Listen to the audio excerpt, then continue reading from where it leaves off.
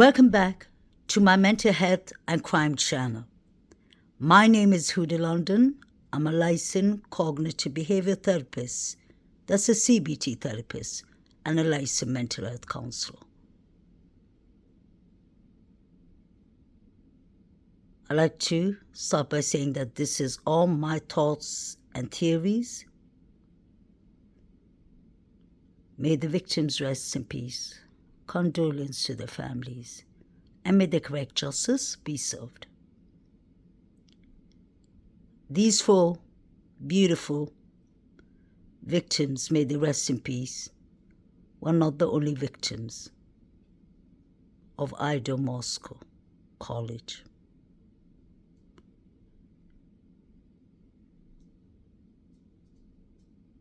Hannah Clee, may she rest in peace, was born on the 15th of November, 2000.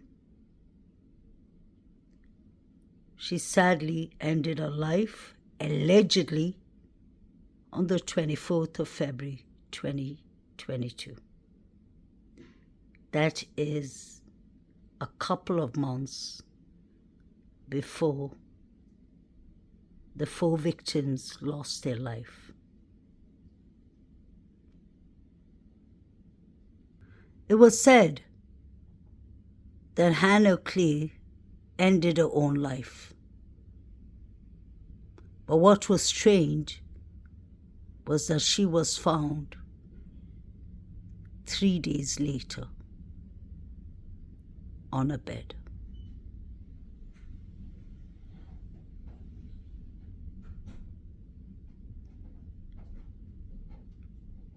They said it wasn't foul play, but I have a lot of questions. Hannah Clee was allegedly roommates or dormitory mates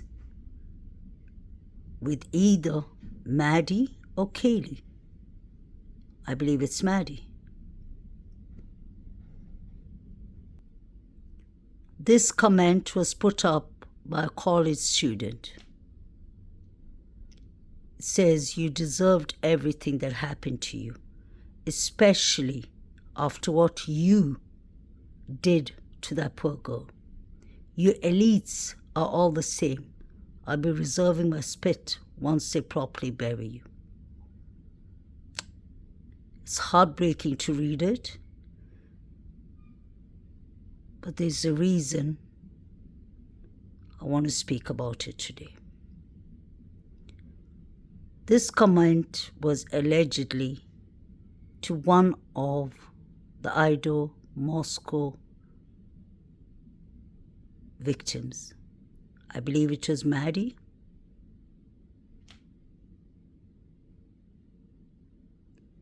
For someone to use such harsh words to a person who was tragically unalived on the 13th of November, 2022 is terrible. But I want to know what the reason was. That's the reason today I like to talk about bullying. I personally believe that bullying has a lot to do with the quadruples. This is another comment put up by someone from the college. "Ma'am for Panda, she deserved it. Each and every one of them deserved what they got. Karma finally caught up to the horror all of her gang did to that little girl back then." Ouch. So this is another person putting up a comment saying that the victim deserved what happened to her. I believe they're talking about Maddie. Now this comment is from Hannah Clee's dad. He said, "I am Hannah's father. I have read the autopsy report, including her toxicological report. I've spoken to the coroner and investigating officers. Hannah died from overdose of OTC, sleep medication. That's all over-counter sleeping medication. There is no evidence of foul play. Please respect my family's privacy and Hannah's memories. Why was Hannah Clay found 3 days later unalived? Did she unalive herself, or was she unalived? Hannah was allegedly being bullied.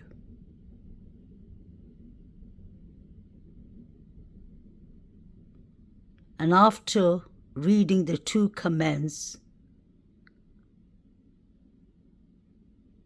it makes me really believe that a lot of bullying was going on in this college.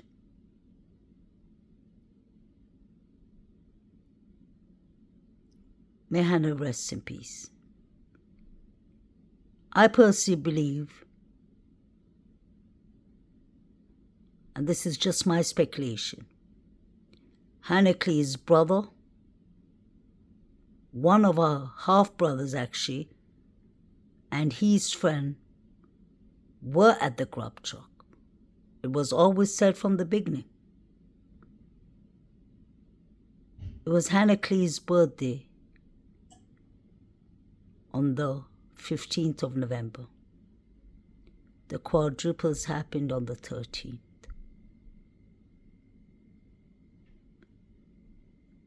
Was revenge part of the motive? If Hannah Clay's brother and friend was seen with the white Hyundai Elantra that night at the Grub truck, then there is possibility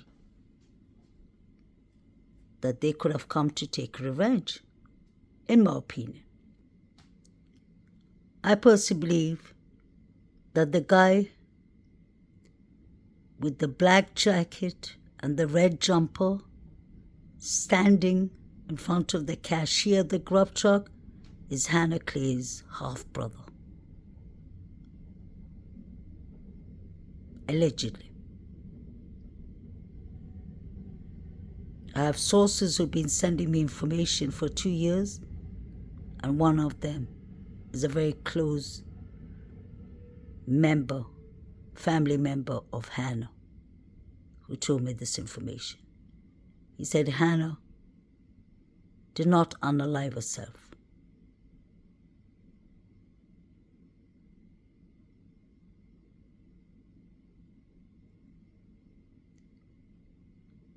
It was in the beginning of this case that rumors were coming from the college itself that Hannah Clay's brothers came for revenge. I've always believed that revenge was a personal motive in this case. Because the manner these students were horrifically unalived in, the fact that we're hearing Ethan, his legs were carved with the blade, trigger warning, just proves to me that this was personal. I still believe the frats have everything to do with this. I'm not saying they did it, but I'm saying they know enough. They know exactly what's up. Now pay attention to these 2 young men. Actually, the one near the cashier, Hannah's brother, looks like Hannah. He looks really like Hannah. So I do believe that's Hannah's brother. I've been observing the Grub truck for 2.5 years, from the first time he came out. And I believe all the red flags are at the Grub truck, Corner Club, and the band field. Now pay attention to the guy in the brown jacket who's turning his head towards the Sigma Chi fraternity boys. Now these two young men are not from the college, but they seem to know the frats well. You can see him walking in. I'm sorry it's a bit blurry. Now watch how he turns his head towards the guys, the frats, then he turns back, and then he looks back at them, and they're talking. I believe this was all pre-planned. I believe there were many suspects involved. I personally believe many people had personal beef with the poor victims.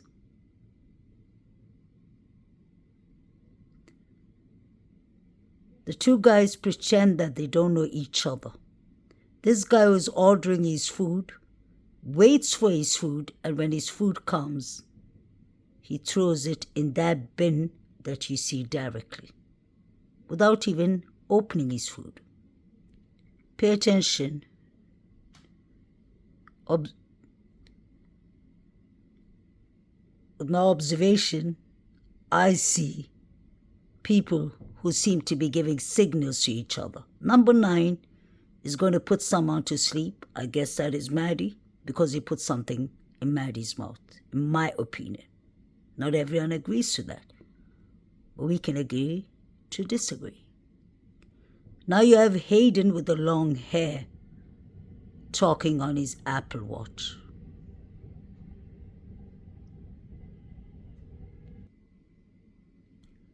Jack Showalter is carrying something in his jacket. A hatchet, a rod, a sharp object. He's carrying something in his jacket pocket. Look at his face. He has a cut on his face. Do you all remember that we heard that he was kicked out of the corner club?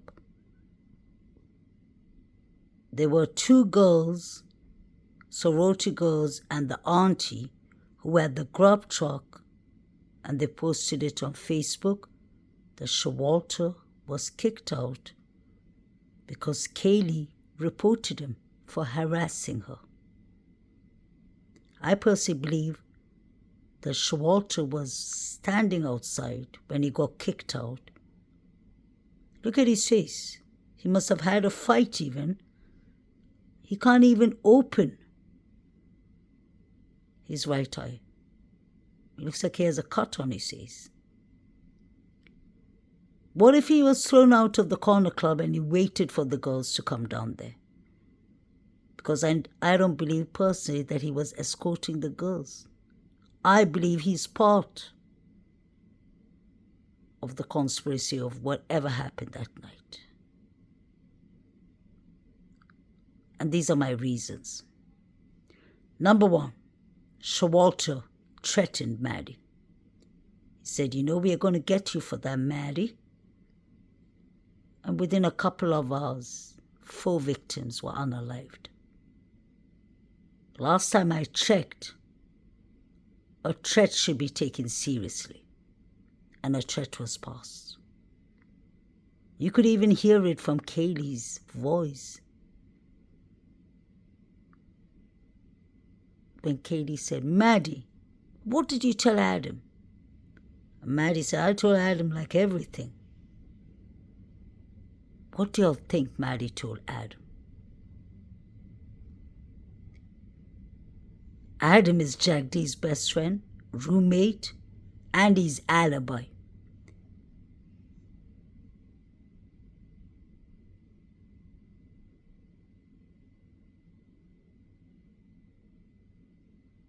Showalter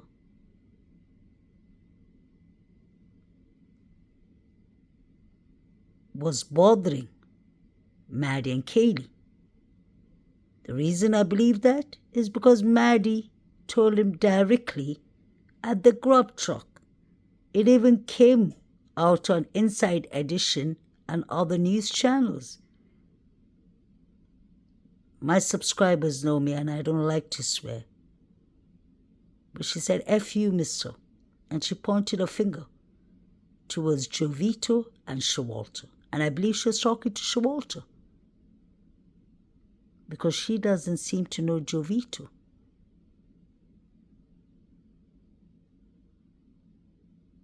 Number 3, the girls ditch Showalter. Number 4, Kaylee was taking a picture of Showalter and the guys behind Showalter. Kaylee's own father, Steve G., said that if Kaylee ever thought that somebody was stalking her or following her, she would take pictures on her phone.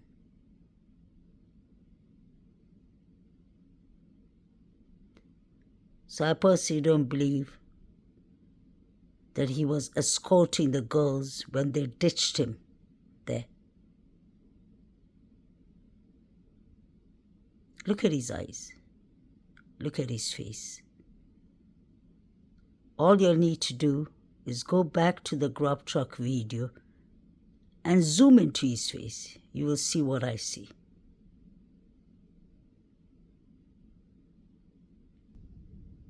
Tell me what you all see in this picture. I personally see number 9 putting something in Maddie's mouth. Many people agree and many people disagree. And that's the beauty of everyone having their own opinion. The reason I believe he's putting something in her mouth is because he's confusing us. Number 9 has a ticket in one hand.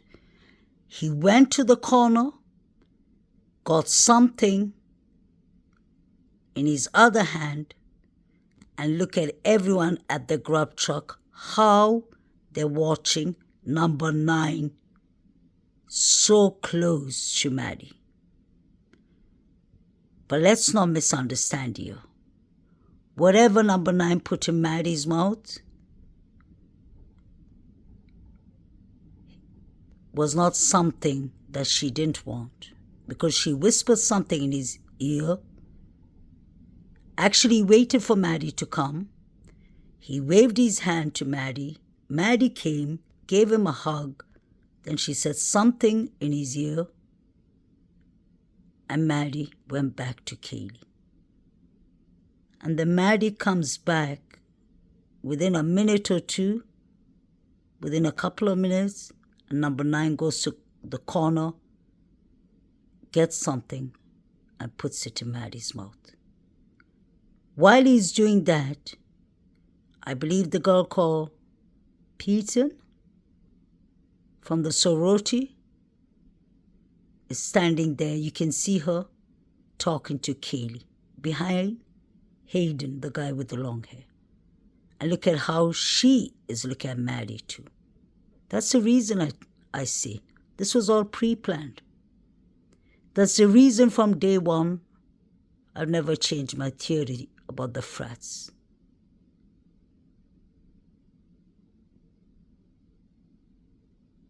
All the activities going on that night were the frats. Pay attention to all their faces.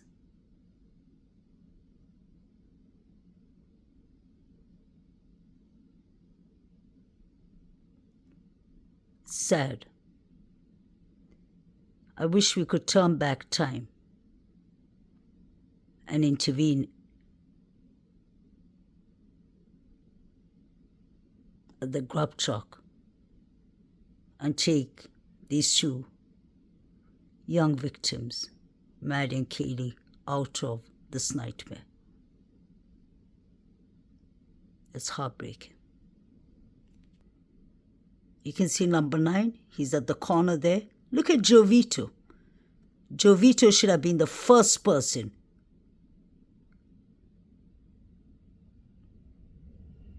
that the police should have been questioning.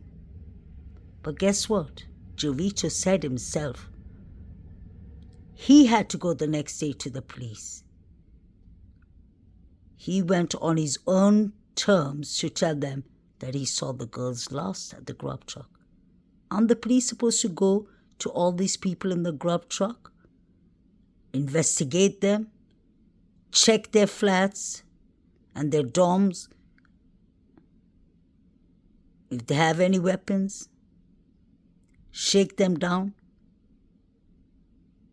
Didn't happen. I wonder who the guy is texting. He was busy on his phone the whole night, and so was Kaylee. Was Kaylee trying to clear some misunderstanding? And who was Showalter working for, is my question.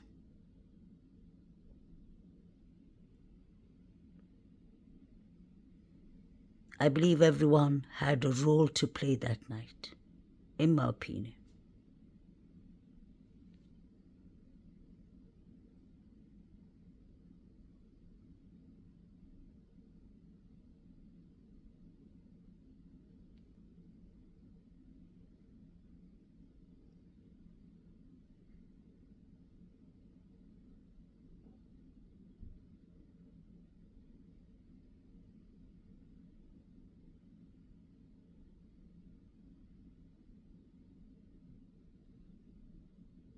You see?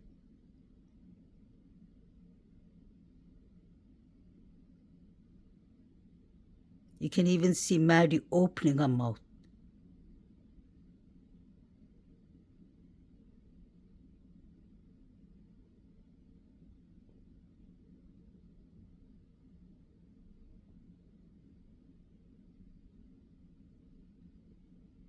Everyone standing there was aware of what was going on. Isn't it strange that we never heard about Maddie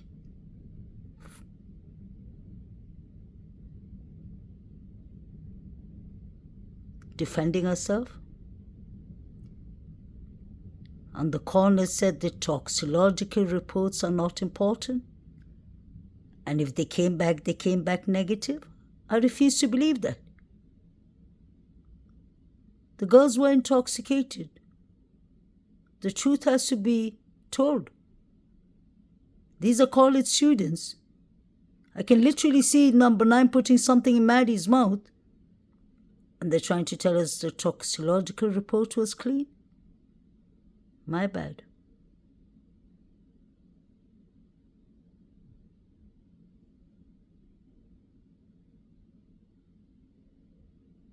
This is why I personally believe number 9 put something in Maddie's mouth. Because this is the signal he gave number 8 before he did it. Usually rappers give that signal. Gangsters give that signal. Going to put someone to sleep. Look at Hayden. Wonder who he's calling or talking to. So when we come back to Hannah Clear, if Hannah Clear's brother and brother's friend or cousin were at the Grub truck with the white Hyundai Elantra, and I've showed you a white Hyundai Elantra that keeps on coming back and forth to the Grub truck. What is strange is that the Grub truck video shows clearly the white Hyundai Elantra comes in when the guy who looks like Hannah Clear and his friend walk in the Grub truck. And it leaves when they leave. I wonder who was driving the white Hyundai Elantra.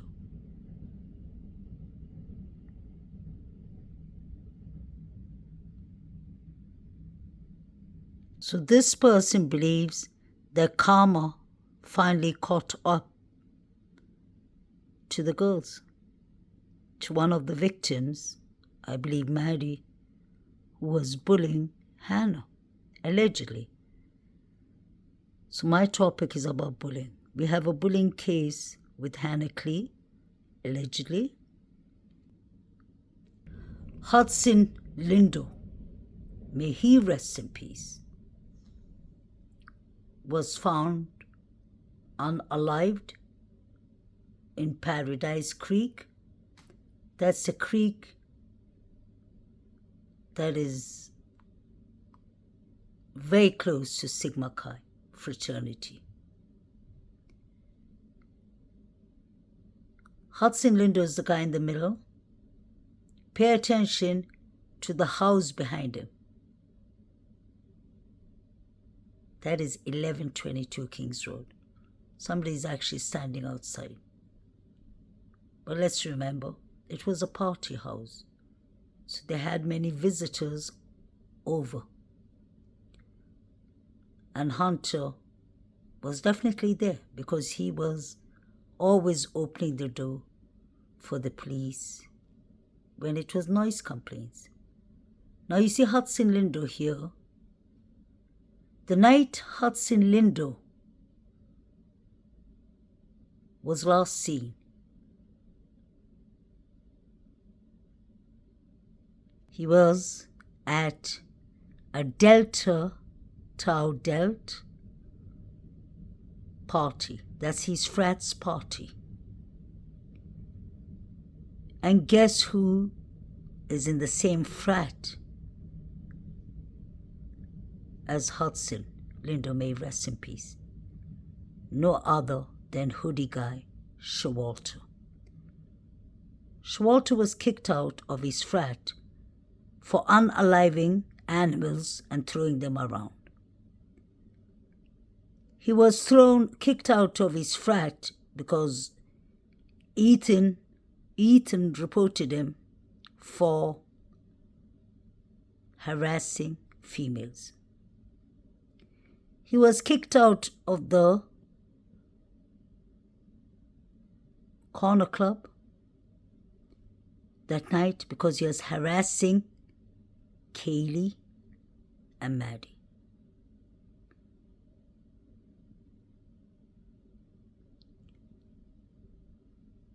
The party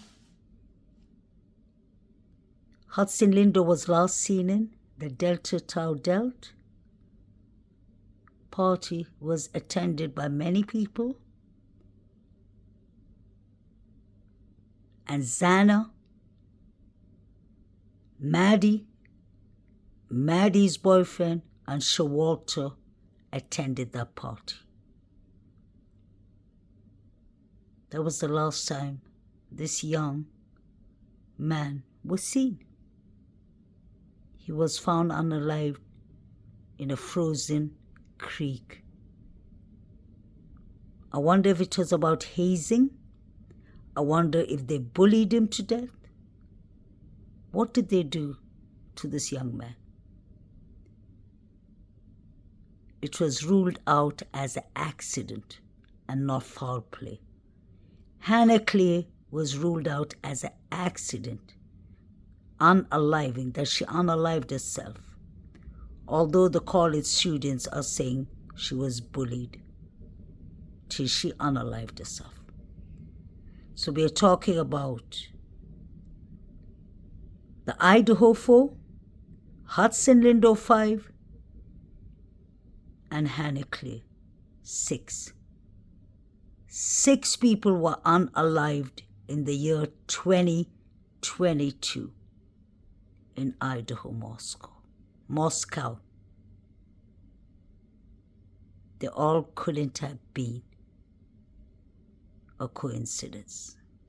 I believe the frats and sororities have been bending the rules, bullying young freshmen and juniors, and we've seen the consequences, in my opinion. After the unalivings of Hudson Lindo, and Hannah Clee, The year tragically ended with the unalivings of Kaylee, Maddie, Xana, Ethan. 6 students unalived within a couple of months. Are they related? Like I said, Maddie and Xana and Maddie's boyfriend Jake and Shawalter attended the Delta Tau Delta party. So they must have witnessed what happened to Hudson Lindo. Were they going to inform the cops? Were these students silenced because they were going to spill the beans? Or did Hannah Clee's brother and friend allegedly come for revenge against whoever bullied their sister? Just a question, not accusing anyone. I want to know what happened to these 6 students.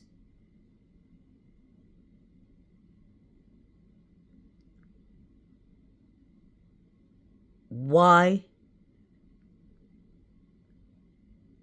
were these 6 students targeted? I don't believe Hudson Lindo, may rest in peace, or Hannah Clee, may she rest in peace, was just an accident. I believe all this is foul play that is related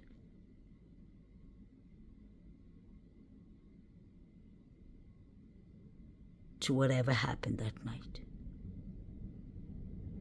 Either somebody was going to talk, or either Hannah Clee's brother could have come for revenge. Allegedly. Trigger warning for this one. Timmy Reed was attacked, assaulted by the vandals and frats, college students. Over 40 of them jumped this young man. And this was in 2023, a couple of months after the quadruples happened. I'm just showing you all the pattern of behavior that seems to be going around with the vandals, frats, and the college students. Fortunately, this young man survived. Others, we would be looking at 7 victims. What was actually going on in this college? Trigger warning, this is what they did to Timmy Reed, his face.